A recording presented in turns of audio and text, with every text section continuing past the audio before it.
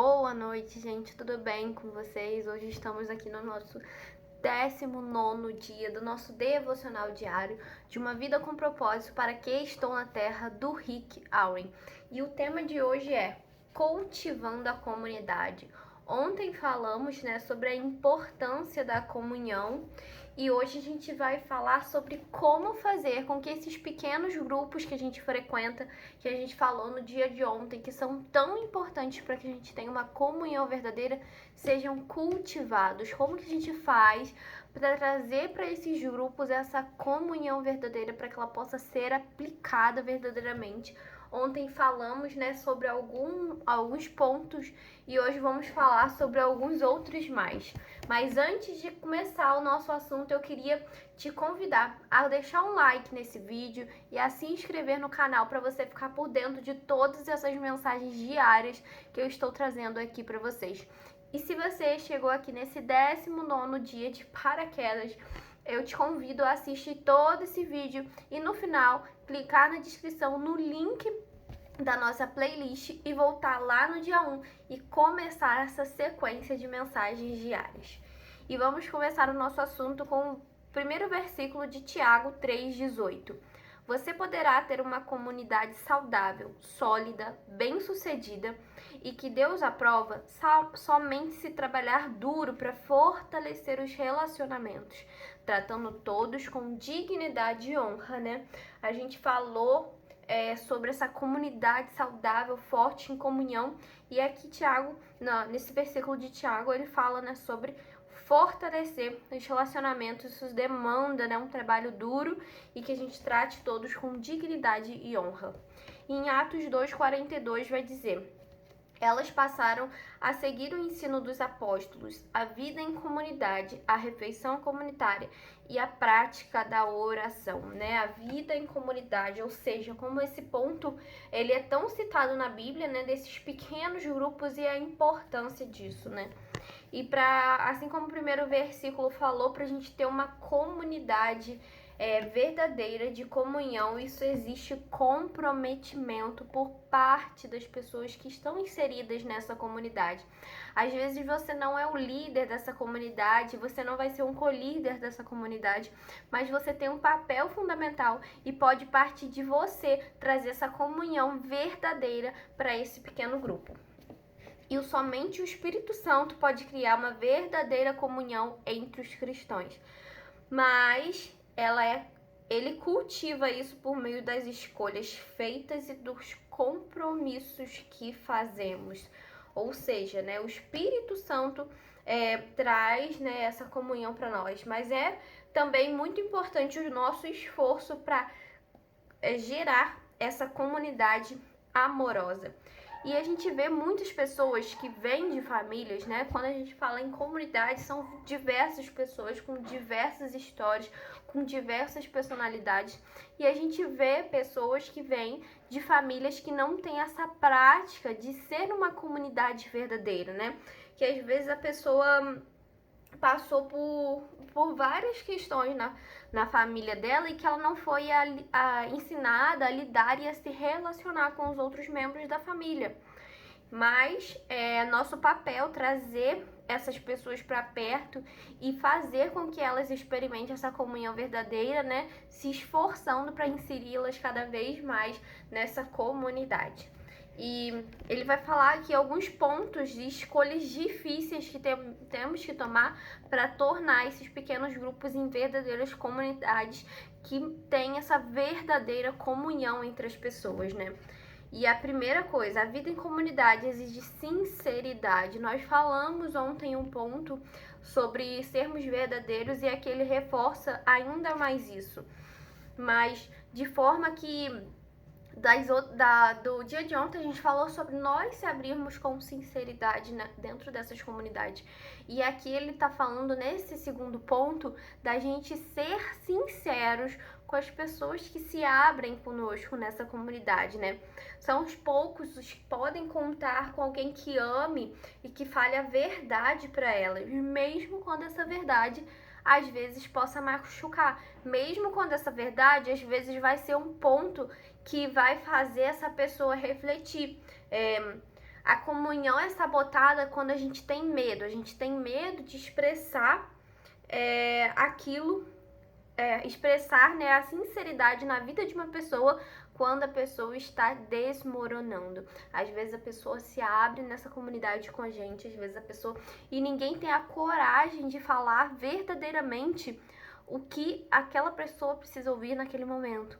Às vezes ela está em pecado e a vida dela está desmoronando e ninguém tem a coragem de falar, não, isso tá errado, por isso que sua vida tá dessa forma. E essa sinceridade é muito importante, porque quando a gente fala de forma sincera para com as pessoas, a gente também está demonstrando amor para com elas. Em Provérbios 24:26, Salomão declara: a resposta sincera é sinal de uma amizade verdadeira, né? E muitos grupos têm esse relacionamento superficial justamente por causa de não querer gerar um conflito ali, por causa de uma sinceridade. E isso acaba criando ambientes com segredos e com fofocas, que é pior ainda. E os envolvidos, né? Até que os envolvidos se importem o suficiente para enfrentar e solucionar os obstáculos encobertos, jamais estarão realmente próximos uns dos outros. A gente tem que criar um ambiente em que a pessoa se sinta à vontade de contar o que ela está passando, de relatar os problemas da vida dela, mas que a gente também se sinta à vontade de falar com ela sinceramente o porquê daquilo. Quando a gente sabe, quando é nítido, quando a pessoa está em pecado. E a gente tem que ter essa sinceridade. Em Eclesiastes 8:6 vai dizer: existe um tempo certo e um modo certo de fazer cada coisa. O que a gente não pode confundir é sinceridade com grosseria. Ser sincero, né, ser franco, falar a verdade para a pessoa, não significa que você pode falar o que quer, a hora que quiser e aonde quiser. Muitas das vezes, essas conversas precisarão ser particulares. Muitas das vezes, essas conversas poderão ser feitas ali em grupo, mas a gente tem que ter a sabedoria de ser sincero com aquela pessoa no momento certo. Como a Eclesiastes disse, há tempo certo para todas as coisas, há tempo certo para falar, há modo certo de fazer as coisas. Então, a gente também tem que ter sabedoria na hora de usar essa sinceridade nos grupos. E Paulo, ele precisou repreender a igreja de Corinto pelo silêncio passivo ao permitir a imoralidade no meio deles. Eu vou ler aqui o versículo que ele colocou, é um pouco grande, mas faz muito sentido para o que a gente está falando. Vocês não podem ficar olhando e esperar que tudo se resolva.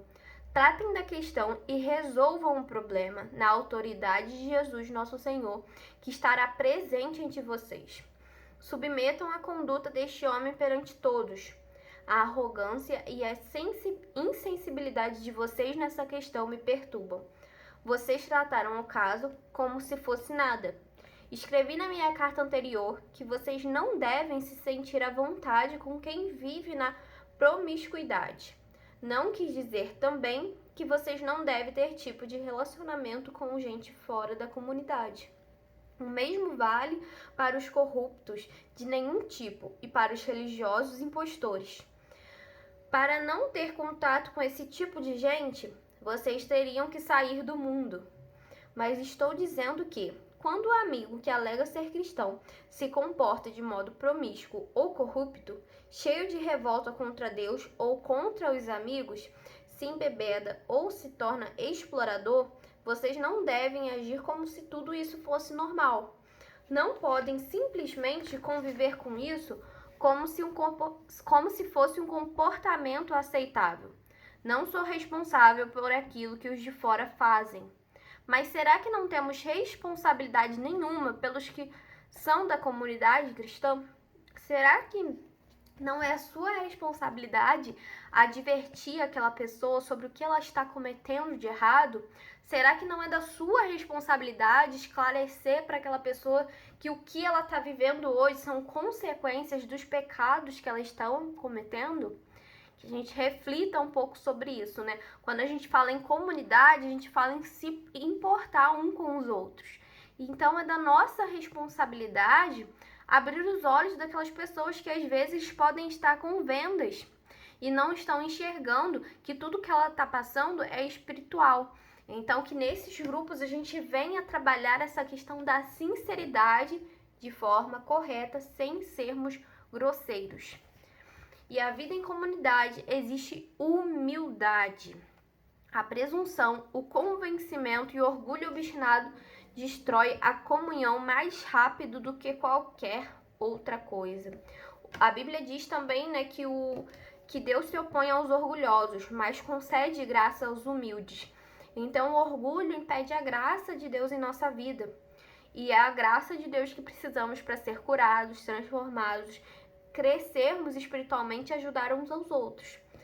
Você pode desenvolver a humildade de várias maneiras práticas, né? Admitindo suas fraquezas, sendo paciente com as fraquezas dos outros, estando aberto a admoestações e pondo os outros em evidência. Humildade não é quando a gente se acha superior, inferior aos outros. Humildade é quando a gente para de olhar para o nosso próprio umbigo e começa a olhar pelos outros, né? É você deixar de pensar em si e pensar mais nos outros. Isso é humildade. E a vida em comunidade exige cortesias. E a gente é cortês quando a gente respeita que são pessoas diferentes, como quando a gente considera os sentimentos das outras pessoas e quando somos pacientes com aqueles que nos irritam.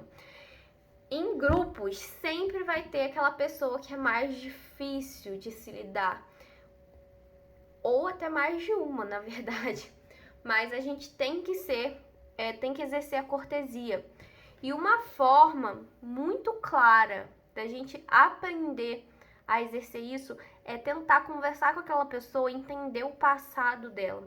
Às vezes aquela pessoa ela é difícil hoje porque ela foi tão machucada no passado, tá com o coração com tantas feridas que não foram curadas, que isso está refletindo na personalidade dela hoje.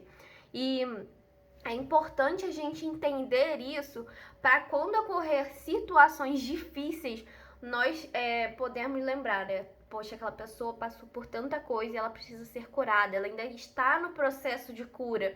E isso é muito importante a gente ter na nossa mente, que vai tornar esses momentos mais difíceis um pouco mais fáceis de ser contornados quando a gente tiver esse sentimento cortês de entender pelo que ela está passando ou pelo que ela passou, que está refletindo hoje na vida dela. E quando a gente fala em família, né, a gente entende que são várias pessoas diferentes, com personalidades diferentes, mas que são unidas por um sentimento de amor. E a comunidade tem que ser assim também. A gente entender que tem várias pessoas de diferentes formas, com diferentes histórias, que passaram por diferentes coisas e que a gente precisa estar em unidade, amando uns aos outros e exercendo a cortesia, né? Em Romanos 12:10 vai dizer: sejam dedicados uns aos outros como uma família afetuosa. Aprimorem-se em demonstrar respeito uns para os outros, né?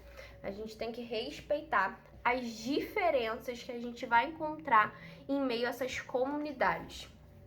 E outro procedimento, né, que faz a gente que faz parte desse ato de cortesia é não subestimar as dúvidas dos outros.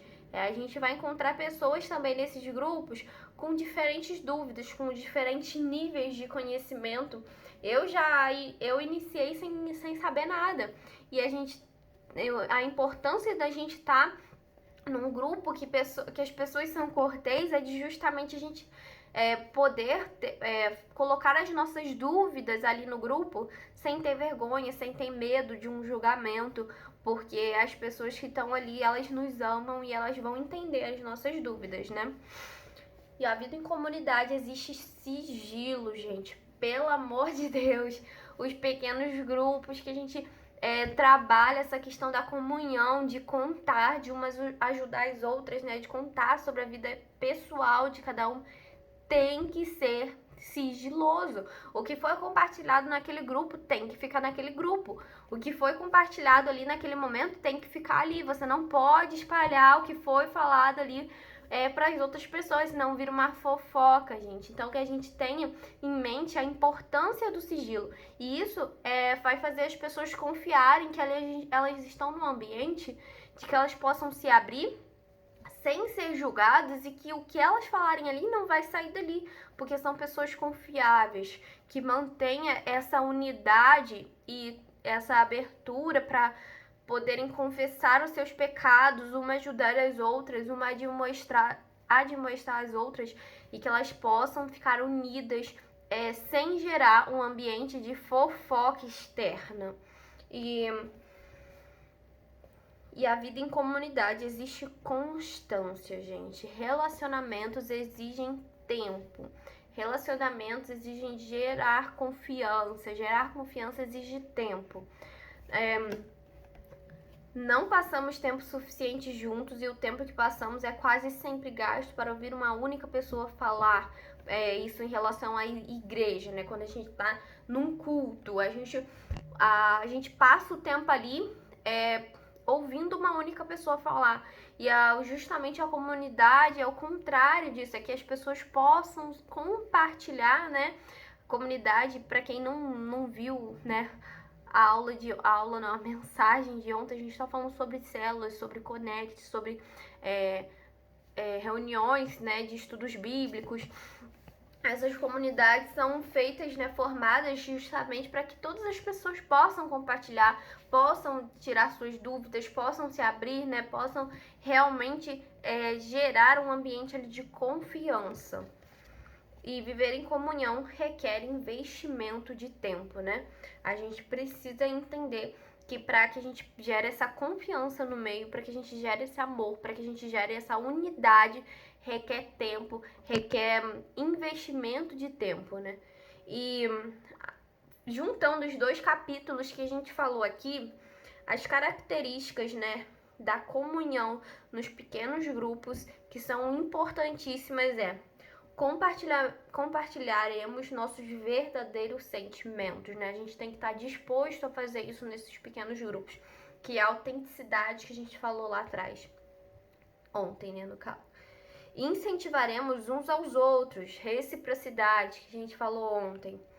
Apoiaremos uns aos outros, que é a compaixão, que a gente falou ontem. Perdoaremos uns aos outros, que é a misericórdia, que a gente falou ontem. E sobre o que a gente falou hoje, né? Falaremos a verdade com amor, que é a sinceridade. Admitiremos nossas fraquezas, a humildade. Respeitaremos nossas diferenças, cortesia. Não divulgaremos segredos alheios que são ditos em confiança, sigilo, e faremos do grupo uma prioridade, que é a constância. E pra gente resumir essa questão, né, da comunhão, ter comunhão significa desistir do nosso individualismo e independência para nos tornarmos interdependentes. A gente precisa entender que nesse grupo nós somos dependentes uns dos outros, né? Que nós somos uma unidade que depende um dos outros para que a gente possa, né, fazer todas essas coisas que a gente falou ali em cima, sermos autênticas, amar umas às outras, ter misericórdia uma das outras, ter constância uma com as outras, né, investimento de tempo.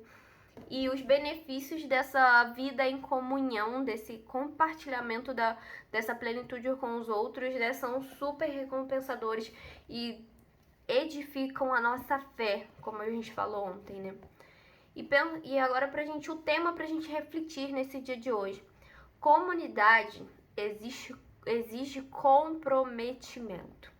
O versículo pra gente memorizar e meditar nesse dia. Nós compreendemos o que é o amor quando descobrimos que Cristo deu sua vida por nós isso significa que temos de dar a nossa vida pelos outros fiéis. 1 João 3,16. E a pergunta para a gente meditar: como eu poderia hoje ajudar o meu grupo ou a minha igreja a desenvolver as características de uma comunidade verdadeira? O que você no dia de hoje pode fazer no grupo que você está inserido para que eles tenham uma comunhão verdadeira, para que vocês tenham uma comunhão verdadeira? Mostrem esses pontos para eles, né? Expliquem, fale sobre, conversem sobre, façam um pacto, como ele fala aqui, né? Desse pequeno grupo, entre todos os grupos, de todas essas coisas que a gente falou sobre o sigilo, sobre a constância, sobre a reciprocidade, para tornar esse grupo um espaço de comunhão verdadeira. Espero que essa mensagem de hoje tenha feito sentido para você e que, mais do que isso, você venha aplicar isso na sua vida, para que você de fato, experimente essa comunhão verdadeira nos grupos que você está inserido. Te espero aqui amanhã para nossa próxima mensagem, que eu tenho certeza que vai ser incrível. Tenha um dia abençoado por Deus e até amanhã.